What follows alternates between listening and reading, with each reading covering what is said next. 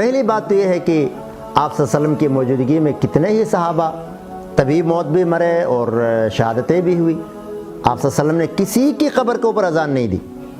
اگر کوئی جائز کام ہوتا، ثواب کا ہوتا، تو سب سے پہلے آپ صلی اللہ علیہ وسلم بخل نہ کرتے، ہمیں بتاتے ضرور، اپنے عمل سے ہمیں سکھاتے جس طرح پورا دین سکھایا. بھائی اذان ایک مستقل عمل ہے جو کہ نماز سے پہلے نماز کے بلاوے کے طور پر دی جاتی ہے.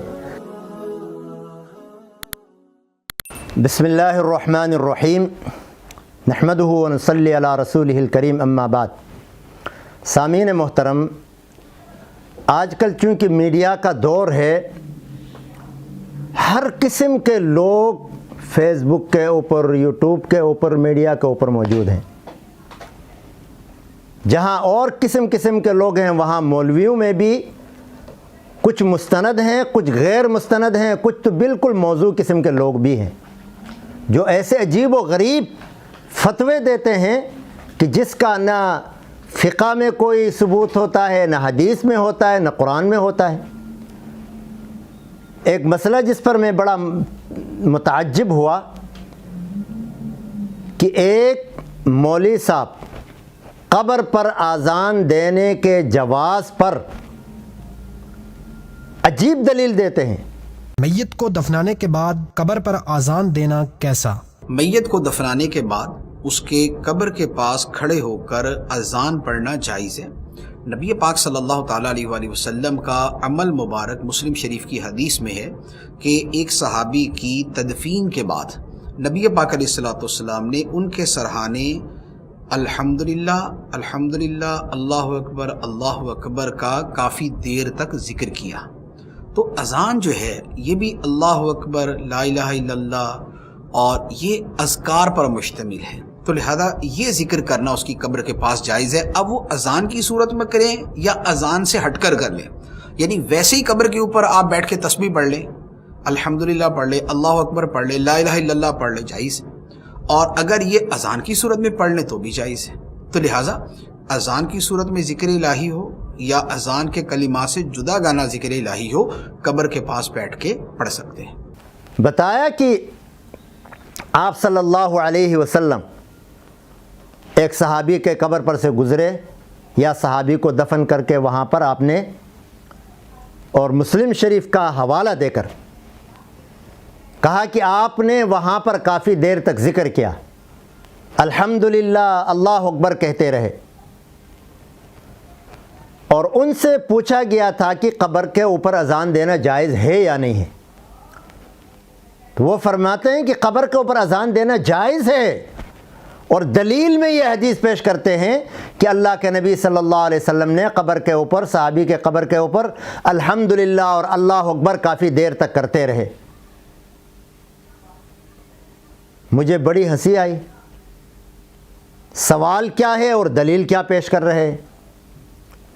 اور میں آپ کو اپنے ایک واقعہ بتاتا ہوں. کراچی میں میرا ایک اسی مسلک کے ایک مولوی صاحب سے مناظرہ ہوا ہے کہ ایک آدمی سعودیہ میں کہیں ڈرائیور تھا، وہ آیا ہوا تھا ان دنوں میں بھی وہاں خطیب تھا کراچی کے ایک علاقے میں.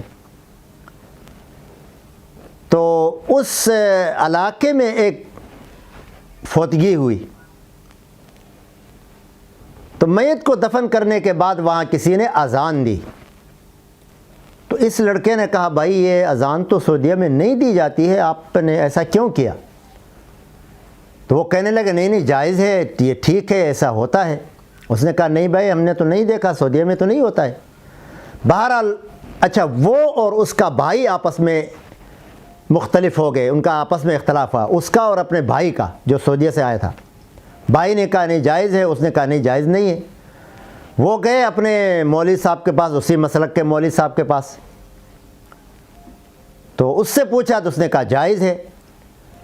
پھر یہ سعودیہ میں جو کام کرتا تھا لڑکا، اس نے کہا نہیں ہم فلاں مولوی صاحب کے پاس جائیں گے. وہ آئے میرے پاس، مسجدیں ساتھ تھیں جیسے کراچی میں پاکستان میں ماحول ہے. میرے پاس آئے تو میں نے کہا جائز نہیں ہے. اور اب یہ بات اتنی بڑھ چکی تھی محلے میں کہ بہت سے ادھر سے لوگ ادھر سے لوگ گروہ بندی ہو گئی.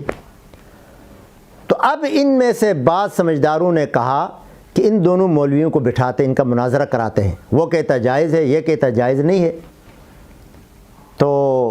میرے پاس آئے تو میں نے کہا ٹھیک ہے بالکل ہم تیار ہیں، بیٹھیں گے بات کریں گے۔ جب ہم ایک کمرے میں جمع ہو گئے، وہ حضرت بھی آئے، میں بھی گیا، تو میرے پاس تو کتابیں نہیں تھیں، کیونکہ اس کے لیے دلیل کی کیا ضرورت ہے، یہ تو جائز ہی نہیں ہے۔ وہ اپنے ساتھ کافی کتابیں لے کر آیا، تو ہم بیٹھے، بات چیت ہم نے شروع کی۔ تو میں نے سوال کیا کہ حضرت مولانا آپ نے کہا ہے کہ قبر کے اوپر اذان دینا جائز ہے، تو میں نے کہا کوئی دلیل ثبوت ہے آپ کے پاس؟ کہتا ہاں میرے پاس ہے۔ میں نے کہا دکھاؤ۔ تو میں بھی ذرا کتابیں دیکھ کے پہلے تو میں بھی ڈر گیا، میں نے کہا پتہ نہیں یہ کہ ایسا مسئلہ ہو کہ ہمارے علم میں نہ ہو۔ اس نے در مختار نکالا، در مختار کے حاشیے میں لکھا ہوا تھا یقال ان فی بعض البلدان یؤذن بعد دفن المیت وہذا لا یجوز۔ کہا جاتا ہے کہ بعض علاقوں میں میت کو دفن کرنے کے بعد اذان دی جاتی ہے قبر کے اوپر، جو کہ جائز نہیں ہے۔ میں نے جب یہ عبارت پڑھی تو میرے بھی کان کھڑے ہو گئے۔